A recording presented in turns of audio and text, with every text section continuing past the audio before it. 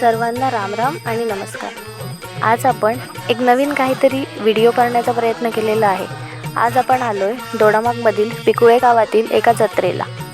श्रीदेव पुरुचारी याचं वैशिष्ट्य म्हणजे हा 5 गावांचा अधिपती पिकुळे, उसप, खोकरल, बोडदे, झरेबांबर या 5 गावांचं रक्षण करता। त्यातही या मंदिराचे वैशिष्ट्य म्हणजे ना या मंदिराला सोन्याने जडलेल्या मूर्त्या, ना कळस आहे, ना या मंदिराला दारे कुलुपे आहेत। प्रसन्न असे वातावरण। आज इथे आपल्याला कोकणातील लोककलावंतांचा प्रिय असलेला पारंपरिक दशावतार हा नाट्यप्रयोग पाहता आला। खरंच दशावतार म्हणजे काय? एक साधा माणूस जो एका रात्रीसाठी राजा बनतो।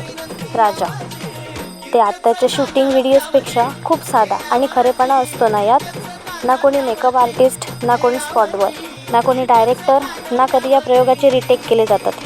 एकदा काय रंगमंचावर गेले म्हणजे स्क्रिप्टही आपली आणि डायलॉगसुद्धा आपलेच।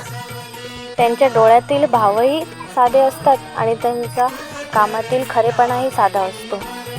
म्हणूनच प्रत्येकाने आपल्या आयुष्यात एकदा तरी दशावतारी नाटक पाहावे। थँक्यू। भाव अंतरी जे हळवे जसे जुई फूल